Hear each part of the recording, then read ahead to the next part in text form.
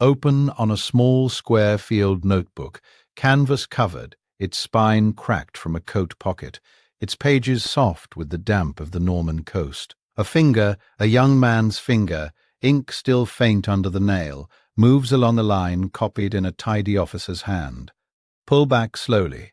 The finger belongs to Oberleutnant Friedrich Kessler, 29 years old, a platoon commander in a company of the 6th Fallschirmjäger Regiment, attached that spring to the sector west of Utah Beach near the village of Saint-Côme-du-Mont, in the flooded pasture country north of Carentan. He is sitting on an ammunition crate in a farmhouse cellar. On his lap, the notebook. In his hand, a stub of pencil. On the earth floor beside his boot, an MP-40 submachine gun cleaned 3 times that evening. He is good at his profession. He has been in Crete and in Russia. He has been told, and he has believed, that he understands what is coming. The regimental history compiled after the war would preserve Kessler's page in facsimile. On the entry for the 4th of June, 1944, he had copied, from a briefing given by his battalion commander that afternoon, the sentence the whole line had repeated to itself all spring. The Anglo-Americans are soft. They will not stand a night attack. Hold the hedgerow line until dawn, and the coast is ours. He had underlined the word soft. He had drawn a small, neat box around the words until dawn. He believed the coast was, in a real sense, already his. He believed it in the way a competent professional believes a firing table, within 9 hours of writing that sentence. Oberleutnant Kessler would be found by his own runner, crouched in a drainage ditch behind the farmhouse, hands shaking so hard he could not work the bolt of his own weapon, repeating one phrase over and over into the wet earth. This account will not tell you the phrase yet. You will hear it when he does. The doctrine Kessler carried into that cellar was not stupid. The 91st Luftland Division's briefings that spring had emphasized, again and again, that any Allied airborne drop into the Cotentin would be disorganized, scattered, blind in the dark, and easily destroyed piecemeal by trained infantry in prepared positions. Kessler had nodded because he had been trained to nod at accurate doctrine. Every point in the briefing had matched what he had seen with his own eyes in Russia. His position was a competent professional's position, a company strong point anchored on a stone farmhouse and a T-junction of sunken lanes near Saint-Côme-du-Mont, with interlocking MG-42 fire covering the 2 approaches, a knee mortar section behind the barn, and the hedgerows themselves, the bocage, dense earth and thorn banks 4 meters thick, forming natural walls he had walked and knew by touch in the dark. The famous line had been drilled into every man in the sector. Paratroopers hate hedges. They land in the wrong field. They cannot find each other in the dark. They are officers without their men, and men without their officers. You wait. You listen. You kill them one whistle at a time. Kessler had believed this. He had seen Soviet paratroop drops in 1942 fail exactly this way, broken up in pieces before they could form. His frame was not lazy. It was simply, catastrophically, the last war. There had been one doubt, and he had suppressed it. A Feldwebel had mentioned to him 3 days earlier that the coastal batteries were being issued fewer shells than the exercise plans called for. Kessler had told the Feldwebel that a good soldier fought with what he had. The Feldwebel had saluted and said nothing else, and Kessler had felt the small closing of a door in his own mind and had thought nothing more about it. The world he actually inhabited, priced in what he had been issued, ran like this.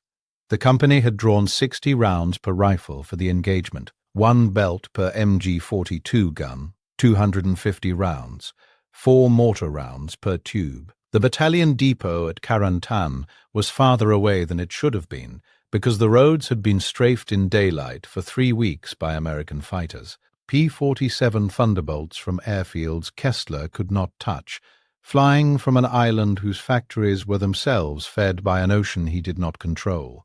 The sector's 2 half-tracks had been ordered to remain stationary until specific release from division. Air cover had been promised. Not a single Luftwaffe fighter had been seen over the peninsula in 6 days. The men made the joke Kessler had heard in Russia, too, the question of where the Luftwaffe was, and Kessler did not correct them because he did not know the answer. The armored reserves, the 21st Panzer and the Panzer Lehr divisions, were not his to move. They belonged to a chain of command that ran ultimately to men in Berlin whose sleep schedule Kessler did not know and did not think about. The field telephone worked to battalion. Beyond battalion, the wire had been cut in 3 places by French cyclists Kessler had not seen and could not catch. This was the balance sheet. He did not see it as a balance sheet. He saw it as normal. 2 subordinates would thread the whole night with him. Gefreiter Otto Braun, 22, platoon runner from a village near Kassel, who carried a photograph of a girl named Ilse in his tunic pocket and showed it too often. And Feldwebel Klaus Winkler, 36, an MG-42 gunner and winter war veteran who had already survived. 2 things Kessler had not. At around 10 in the evening on the 5th of June, in the cellar, Braun was boiling ersatz coffee on a spirit lamp. Winkler was threading a fresh belt into the gun by the ventilation slit, his movements slow and deliberate, the way an old man's movements become when the hands have done a thing 10,000 times. Someone had a wireless tuned low to a French station playing dance music. Kessler was writing a letter he would not finish.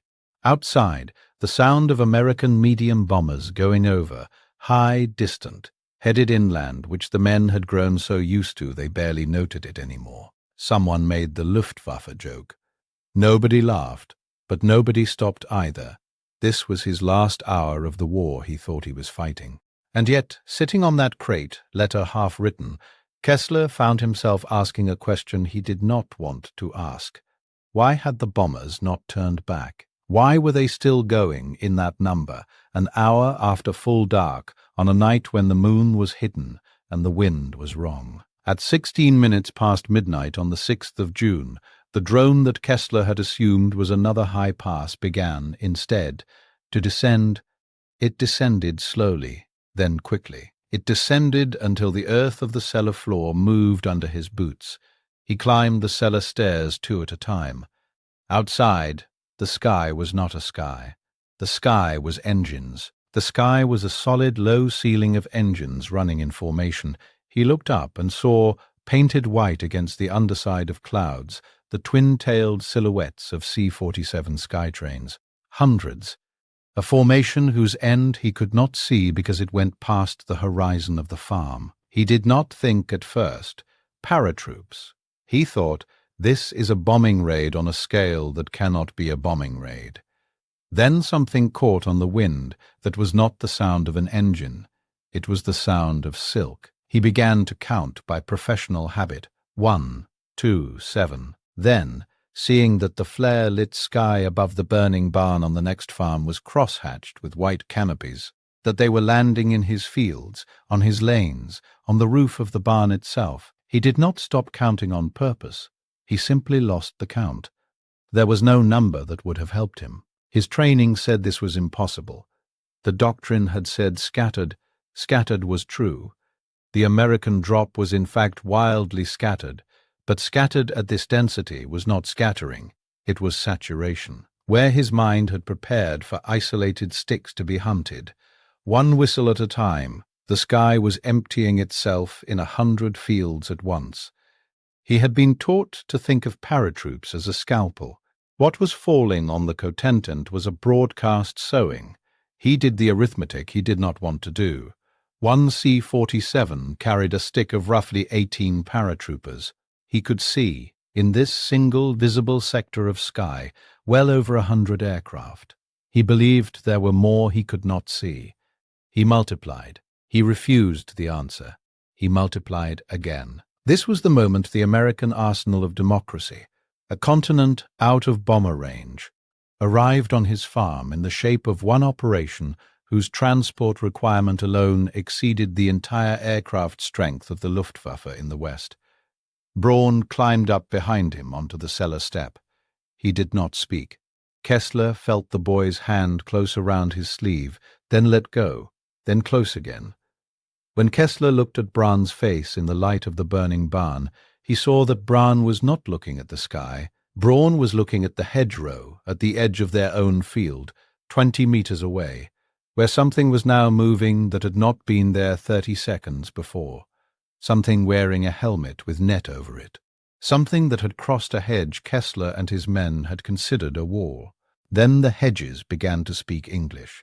By 5:30 in the morning, the sky above him was still full of transports, and now grotesquely, the shadows of Waco and Horsa gliders coming in like coffins on rails.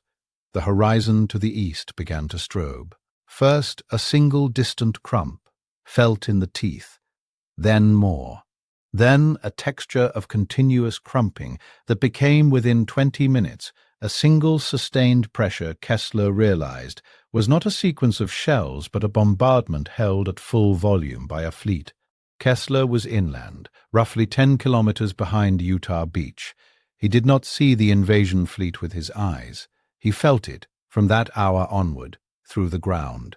The neighboring strongpoint on the coast, whose commander he knew by name, and whose commander he would never see again, was on the receiving end of the main guns of the American battleships Nevada and Arkansas, the cruisers Tuscaloosa and Quincy, and a screen of destroyers whose 5-inch batteries walked fire across the dunes without pausing to reload the way his own guns must pause. He did the arithmetic through his boots. His battery, if it still existed, had been rationed a handful of shells per gun per day. One American destroyer in a single fire mission spent more. One American cruiser in a single fire mission spent more than his entire battalion had been issued for the campaign. He did not calculate the ratio. He looked at his hand. He saw it was shaking. He noted this the way a man notes a fever. The sun came up on the 6th of June, and the sky, which had been C-47s all night, was now something else. P-47 Thunderbolts in flights of 4, working the road from Saint-Côme-du-Mont to Carentan. Rockets and heavy machine gun fire walking strafes down the ditches Kessler's men were using as movement corridors. P-51 Mustangs higher up, sweeping for a Luftwaffe that had not come. A-20 Havocs at medium altitude, laying strings of bombs along the causeways the Germans needed to counterattack across the flooded fields north of Carentan. The horizon was full of tethered barrage balloons over the beach, a detail Kessler noticed because it was grotesque. The Americans had brought balloons. He looked up all morning for the promised air cover. He counted every friendly silhouette he saw. By 11 he had counted in a full 6 hours of daylight. 1. A single Focke-Wulf 190 that flashed across the field so low his men shot at it by reflex, thinking it must be American. And then it was gone. He could not count the Americans. He gave up trying. There were always 4 in the sky. Then 8. Then 12. Then a wave passed, and there were 4 again. Then the Thunderbolts came back. Feldwebel Winkler, the Winter War veteran, was on the MG-42 covering the sunken lane. He had been on the gun for 4 hours. He had burned through the one belt he had been rationed. He was now on a belt scavenged from a mortar section that no longer existed. Between bursts he was not speaking. Between bursts he was looking at his hands, which were wet with something that was not sweat. An American 155mm round, from a battery that had already landed and set up on the causeway, which Kessler had been assured was impossible, landed in the barn courtyard. The barn ceased to exist. Braun, who had been sent to the barn for water, did not come back. Kessler waited 3 minutes and then stopped waiting. The wind picked up, and Kessler realized he could no longer hear the field telephone ringing, because there was no longer a field telephone. At 2:30 in the morning, Winkler's MG-42 team caught an American stick moving up the sunken lane past the stone Calvary at the T-junction north of the farmhouse. The Americans were men of the 502nd Parachute Infantry Regiment, of the 101st Airborne Division, dropped miles from their objective, moving in the dark toward the sound of firing. Winkler's first burst was professional, his second was better. Kessler counted, in the flash of his own knee mortar illumination, 11 bodies in the lane. He allowed himself one hard, private breath. The doctrine was right. Paratroopers could be killed, one whistle at a time. 20 minutes later, a second American group worked the field behind the cavalry. Not the lane, the field, which the doctrine had assumed no paratrooper would attempt because no paratrooper knew the field. These Americans did not know the field either. That was the point. They came at it in the dark from three sides because there were enough of them scattered across enough fields to try three sides of everything. Winkler's gun could not cover three sides. The MG-42 was silenced by a bazooka round Kessler did not see fired. When Kessler counted again, 3 of his 11 American dead had become 60 American living on his flank. He did everything right. It cost him the cavalry. By 4 in the morning, the T-junction, which had been the anchor of his sector, was no longer his. At dawn, Kessler consolidated his remaining men, perhaps 40, along a bocage corner near La Barquette, a hedgerow 4 meters thick where he placed 2 remaining machine guns and a lone Panzerschreck team. When a company of the 506th Parachute Infantry Regiment attempted a rush across the open pasture into that corner, Kessler's guns broke the assault. The Americans went to ground behind a stone wall 30 meters short of the hedge. Kessler counted 15 American helmets that did not move. His men cheered. Winkler, who had come back with a face burn and a new gun, laughed. One sharp bark. Kessler laughed with him. 20 minutes later, the Americans did not try the field again. They called in the Thunderbolts. 2 P-47s worked the hedgerow with rockets, then with napalm, a substance Kessler had heard of but not smelled until now. By the time the aircraft left, the hedge that his men had used as a wall was a scorched trough with 3 men still alive in it. The stone wall, 30 meters away, was still full of Americans. The Americans got up. They walked into the trough. Kessler's stand at La Barquette had lasted from 6:30 to 7:10. It had cost the Americans, he estimated, 1 platoon. It had cost the Americans, in total, 40 minutes. Gefreiter Otto Braun did not die at the barn after all.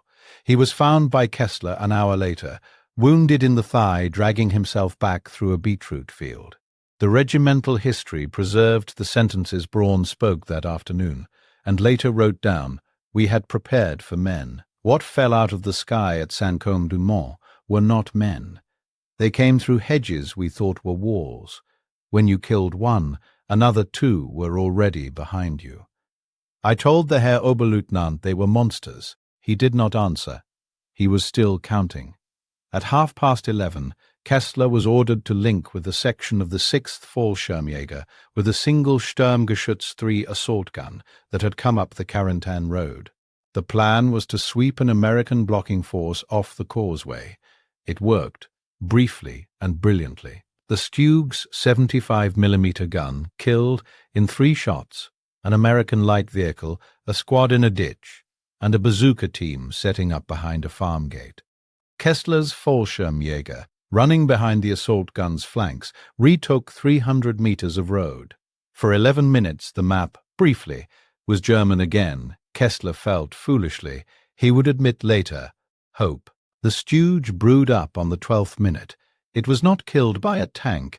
It was killed by a second bazooka team the Americans had replaced, in 11 minutes, from a supply that had no visible bottom. A supply fed by DUKW amphibious trucks crawling out of the surf at Utah Beach, and by a logistical grandparent already running in the sand behind them. The Stug's commander died in the hatch. Kessler's regained 300 meters began, at once, to give way. By 2 in the afternoon he was back where he had begun, minus the Stug, minus 11 Fallschirmjäger, minus the Hope. Late afternoon. A single Fallschirmjäger Scharfschütze, a sniper whom Kessler did not know by name, working from a barn loft 200 meters from a road junction near the hamlet of Heesville, dropped 3 American officers in 20 minutes. Kessler heard the shots, understood the rhythm, and thought, this is still a war of professionals. One skilled man is still worth something. The advance on that junction paused. Kessler, who had not eaten since the 4th of June, thought briefly of the notebook in his pocket. The Americans did not send a 4th officer forward. they sent a fire mission 3 batteries of American 105mm howitzers, a full battalion, 12 tubes. Part of the 101st Airborne Division's artillery attachments landed by glider, walked fire across the barn and every other barn within 400 meters, on the assumption that the sniper was in one of them. It was cheaper, in American resources, to demolish 9 barns than to lose a 4th officer. Kessler understood this the way one understands a foreign language one has just learned. The sniper ceased. The junction was taken at 5:10. 4 professional local successes in one day. Not one of them had slowed the American advance by more than 40 minutes. He sat with his back against a hedge and wrote nothing in the notebook. What Kessler learnt that afternoon, in fragments carried by runners on bicycles, was that the failure above him was even larger than the failure in front of him. The 91st Luftlandedivision's Division's commander, Generalleutnant Wilhelm Falli, had been killed in the early hours of the 6th of June, ambushed by American paratroopers on the road back to his headquarters, having been called away to a war game in Rennes on the wrong night. A runner told Kessler this in the afternoon in the way one delivers weather. Kessler did not answer. The Armoured Reserve, the Panzer Division's Kessler and every officer in the sector had been told would come, was held under a chain of command that would not release it in time. The reserve had not been Rommel's to spend. The reserve had not been anyone's to spend. The reserve, in the hours it might have mattered, belonged to a decision that was not made. Kessler's own battalion commander was dead by 2 in the afternoon. His regimental commander was unreachable. By evening, Kessler was receiving orders from a Hauptmann he had never met, transmitted by a boy on a bicycle. Even the correct decisions above him could not have moved fast enough. He was watching an entire system reveal itself as slower than the tide breaking over it. At the battalion aid post set up in the crypt of the St. Côme du Mont church, a German medical officer, Oberarzt Dr. Manfred Reuter, had a word for what he was now cataloguing among the incoming wounded and the incoming unwounded. The word was material shock. Material shock. It had not been invented on the 6th of June 1944. The German army had first named it after the Somme in 1916, when men had been broken not by fear of dying but by prolonged exposure to a firepower so out of proportion to their own that the mind rejected the world it was in. Reuter used it now, on the afternoon of the 6th of June, to describe what he was seeing in the crypt.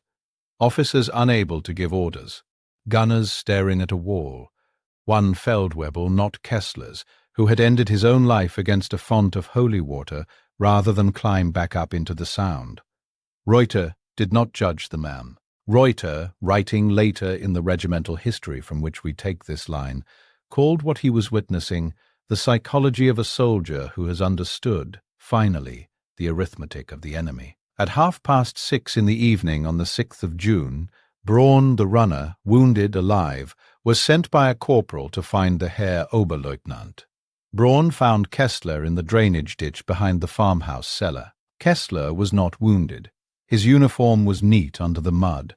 His MP-40 was across his knees. He was trying, with hands that would not obey him, to work the bolt. He tried. He failed. He tried. He did not look at Braun. He was looking at the hedge on the far side of the ditch where nothing was moving. He was saying, "Into the wet earth," one phrase. He was saying it the way a man says a prayer he no longer believes in. Sie sind Monster. Sie sind Monster. They are monsters. They are monsters. They are monsters. Braun sat down beside him and did not speak. By nightfall, the strong point at Saint-Côme-du-Mont no longer existed as a fighting position, and the man who had commanded it no longer existed as the man he had been at dusk the day before. 2 days later, on the 8th of June, Kessler was inside an American prisoner-of-war cage on a bluff above Utah Beach, wire on 4 sides, a view he had not been permitted in 3 months in the sector until he became a prisoner in his own country.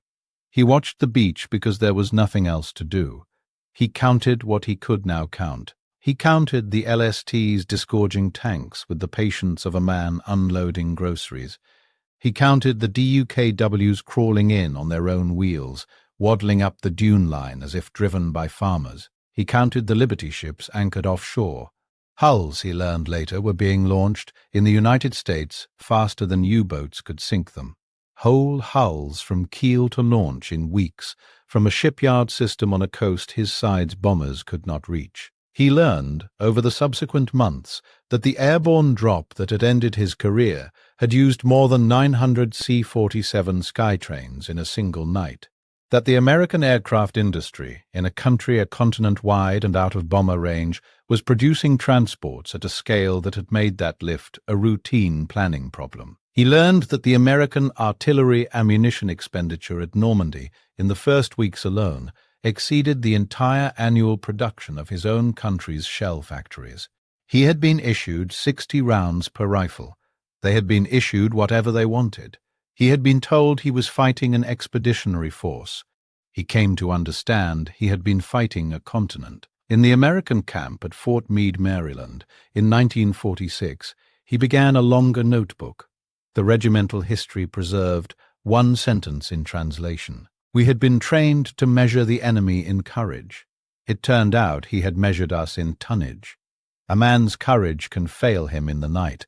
Tonnage does not lose its nerve. He was repatriated to Germany in 1947. He did not return to soldiering. He became, of all things, a school teacher of geography. The subject made a private sense to him, because he had misunderstood, catastrophically, how large the world was. He kept the original small notebook, the one with the word soft underlined and the phrase, "until dawn boxed," in a drawer he did not open. Friedrich Kessler died in 1993 in a small town in Hesse at the age of 78. He was survived by a daughter and later by a granddaughter named Anna, who inherited a shoebox of her grandfather's papers she did not open for another 10 years. When she finally opened it, she found the small square field notebook, canvas-covered, spine cracked, damp, long dried to a papery brittleness. She sat with it at her kitchen table and turned the pages carefully, because the paper wanted to break in her hands. She found the page dated the 4th of June, 1944. She read her grandfather's tidy officer's hand, and the sentence he had copied that afternoon, "The Anglo-Americans are soft. They will not stand a night attack. Hold the hedgerow line until dawn, and the coast is ours."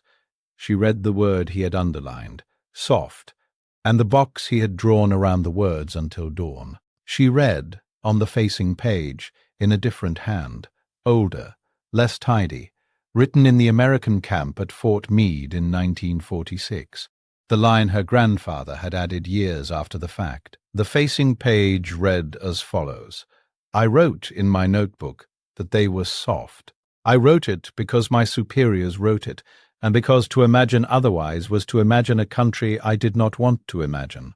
By dawn on the 6th of June, I understood I had been the one who was told a lie. The Americans were not monsters. I called them monsters because I had no other word for a country that could send 900 aircraft into a single night sky over a single French département and treat it as a Tuesday.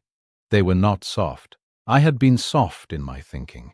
I had refused all spring to take them seriously. By breakfast on the 6th of June, taking them seriously was no longer a decision I was permitted to make. Anna read the passage twice. Then she read the single line her grandfather had written beneath it, in the same later hand, as a kind of caption for the entry above. I wrote in my notebook that they were soft. By dawn I understood I had been the one who was told a lie. Her hand rested on the cover of the notebook, on the kitchen table in Hesse, and did not move.